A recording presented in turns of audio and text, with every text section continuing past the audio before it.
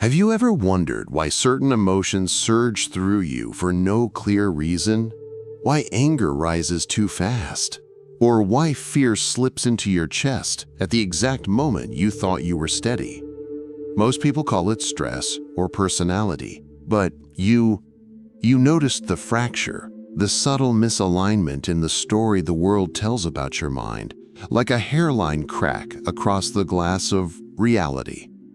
Picture a simple morning. You wake up, check your phone, and within seconds a headline tightens your breath. You try to move into your day, but something in you pulls downward. A quiet turbulence, small but insistent. Nothing dramatic on the outside. But inside, a signal, a shift. A question. What if those emotional spikes weren't random at all? What if they were activated, deliberately, drawing out a kind of energy you never realized you were generating?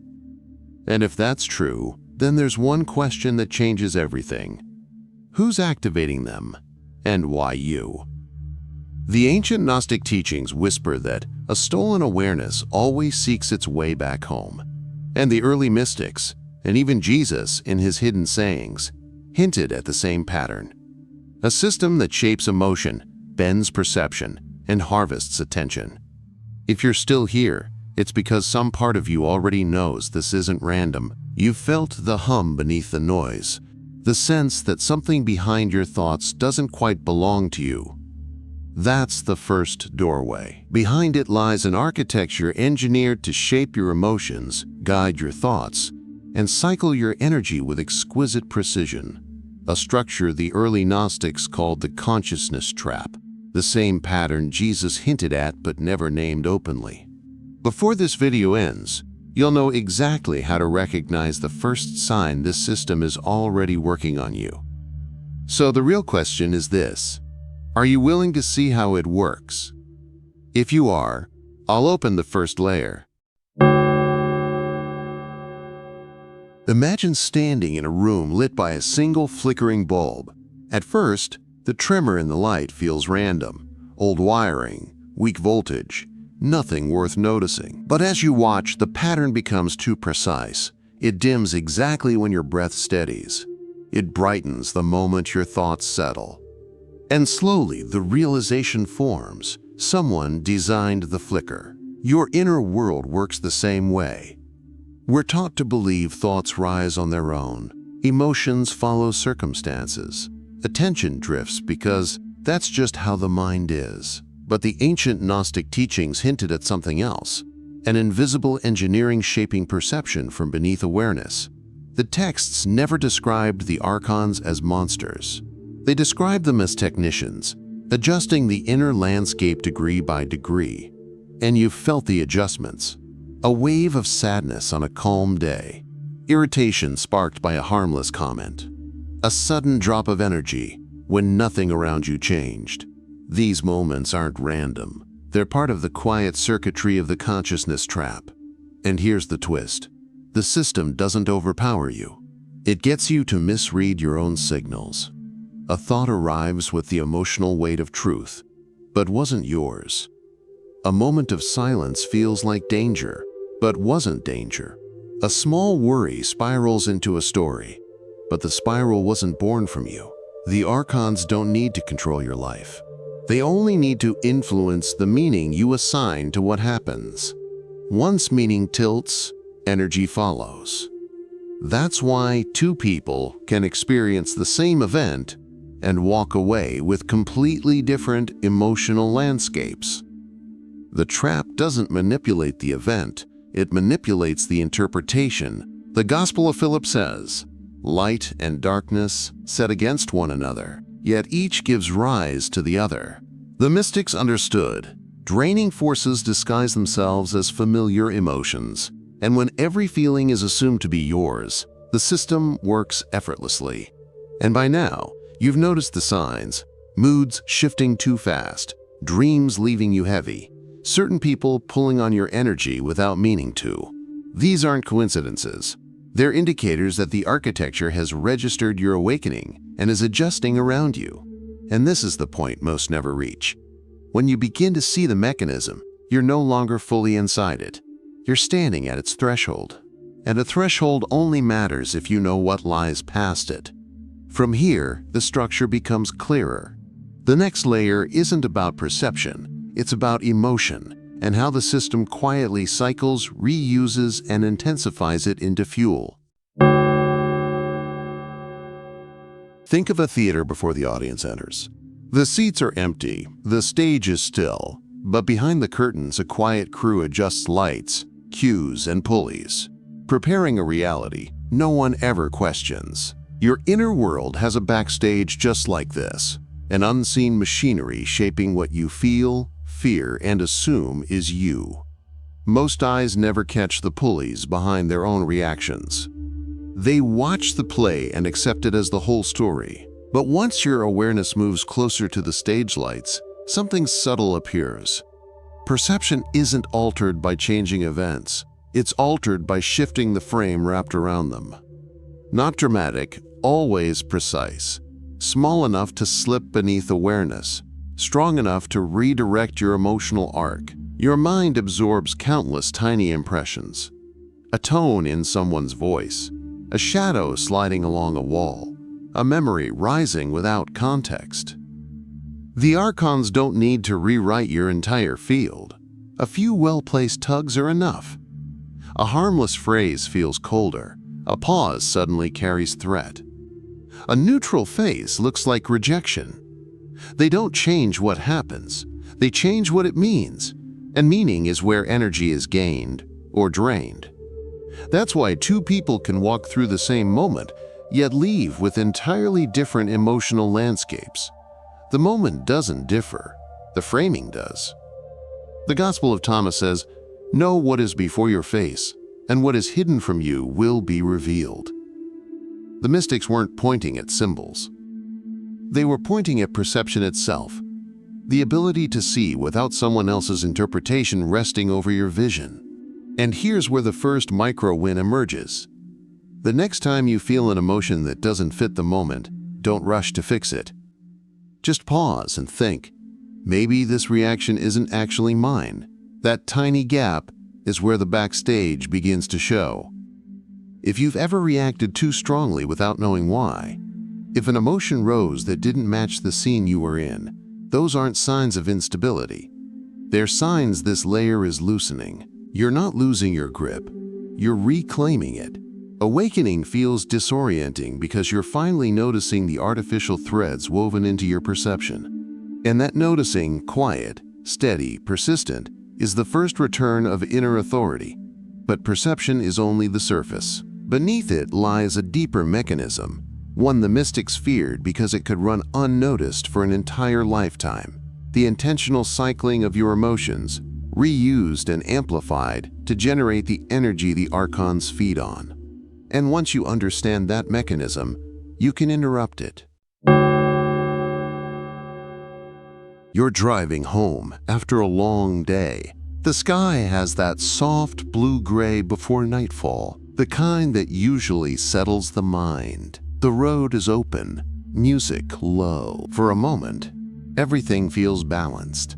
Then it happens. Something small, a comment someone made earlier, a forgotten task, a memory you didn't ask for. It hits your chest like a dull echo, and the calm collapses into tension. Nothing outside changed, but inside, something shifted. You've probably told yourself it's just stress, or that's just how I am. But when you look from the Gnostic lens, a different pattern appears.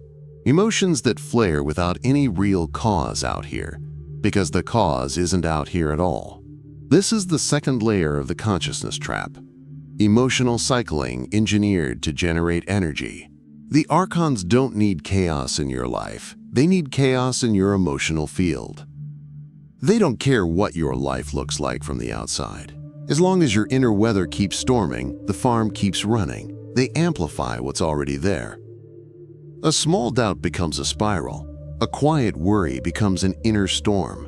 And the moment the emotion intensifies, energy begins to move, outward, not inward. Here's the key. They don't force new emotions. They re-trigger the ones already inside you. Old wounds you never fully named. Fears you thought you outgrew. These sit like dormant embers until the system fans them back into flame. That's why your emotions sometimes feel repetitive, familiar. You aren't reliving your past. You're being nudged into a loop. The Gospel of Mary says, "Where the mind is bound, there the storm appears." The mystics understood.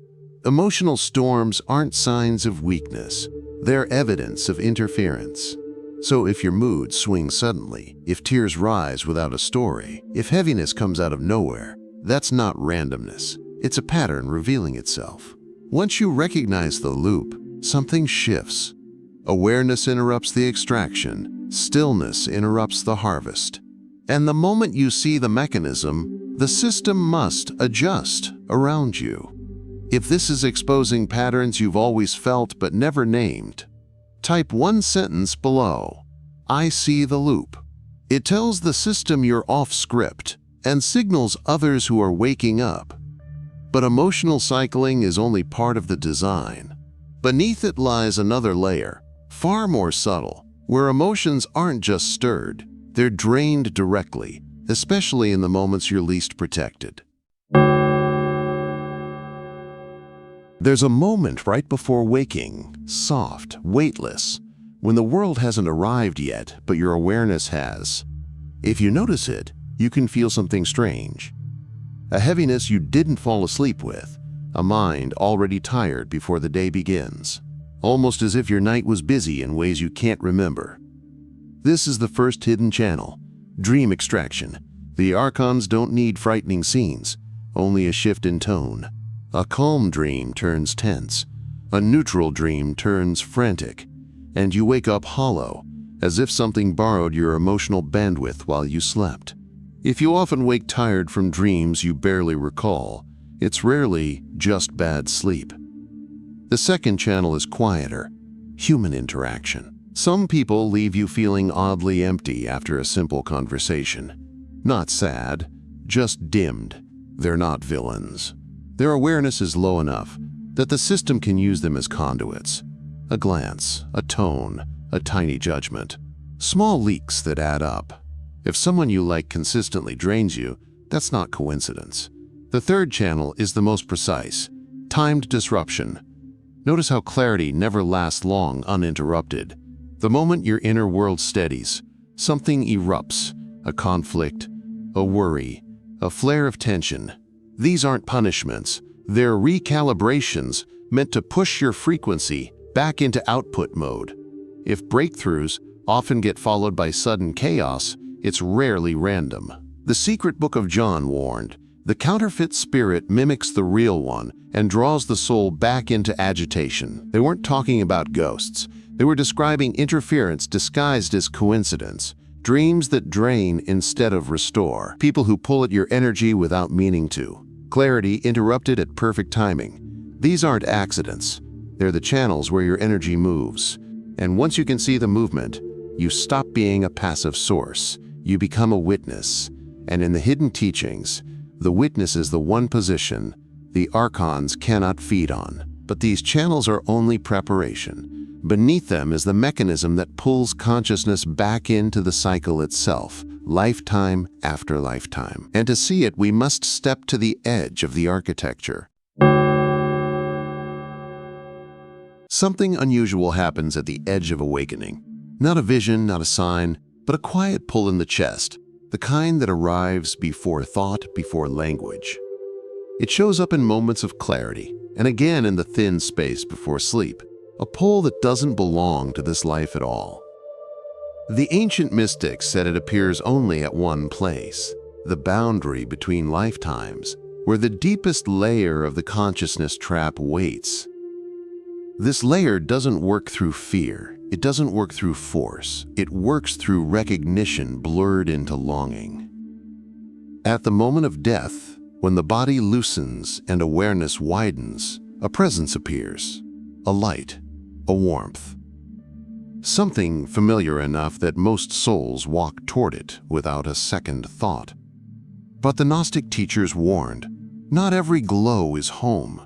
Some lights are reflections. Some are decoys. Some are engineered to mirror your longing back at you. The dialogue of the Savior names it plainly. Those who do not know their origin follow the light that is not light. And the hidden sayings of Jesus echo the same warning. Not every path that calls itself light leads you back to the source. Here's the subtlety most people never consider. The trap doesn't need to fool your mind. It only needs to stir your longing. Longing for clarity.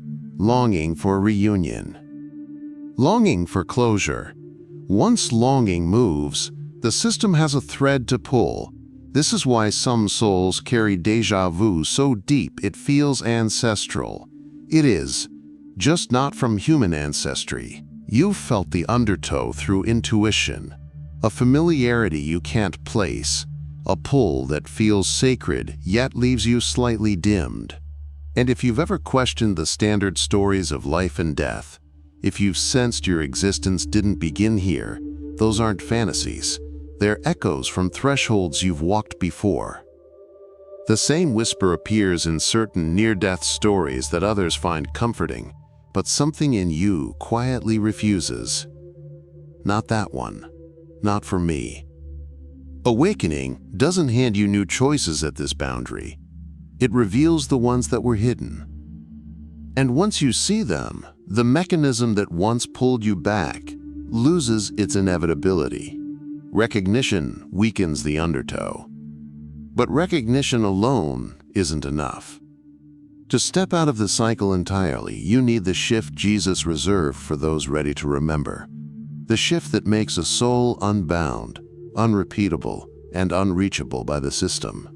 And that shift begins not with belief or ritual, but with inner practices that dissolve the trap from the only place it ever held power. Inside your awareness. Up to this point, you've seen the architecture, the distorted perception, the emotional cycling, the draining channels, and the threshold that tries to pull you back. But the mystics never meant for you to stop at recognition. Seeing the trap is only the beginning. Stepping out requires inner shifts that make your consciousness incompatible with the system itself. Instead of 3 techniques, think of them as 2 movements. One that reclaims your attention, and one that dissolves the system's contract with your mind. The first movement is returning to the still witness. Every emotion has a surface and a center. The surface is loud, the story, the trigger, the reaction. The center is quiet, the still point where the emotion stops moving. Most people suppress the surface or drown in it. Both feed the trap.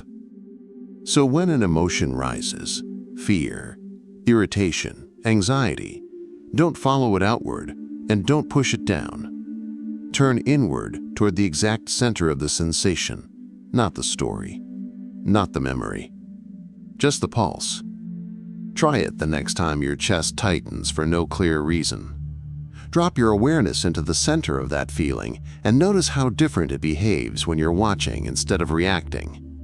When your awareness rests in that center, the charge stops feeding outward, and the system has nothing to harvest. And while you rest in that still point, ask silently, who is noticing this moment? Not what is happening. Who is aware of it? This flips your polarity instantly. You become the witness, not the character, the awareness, not the reaction, the source, not the output. This is what the Gospel of Thomas means when it says, if you make the inner as the outer, then you will enter the kingdom. Recognition becomes alignment with what you truly are. This unified movement makes you ungraspable, present, aware, and no longer producing the frequency the trap depends on. The second movement is the question that cuts the contract. The Archons don't rely on force. They rely on ownership. Your belief that every thought that rises in your mind belongs to you. Ownership is the fuel. So when a draining thought appears, ask, is this actually mine? If it's yours, it deepens. If it isn't, it dissolves. Test this on the next 3 draining thoughts that pass through your mind. Just 3. You'll feel the difference between what is truly yours and what was only passing through. Recognition is separation. Separation is freedom.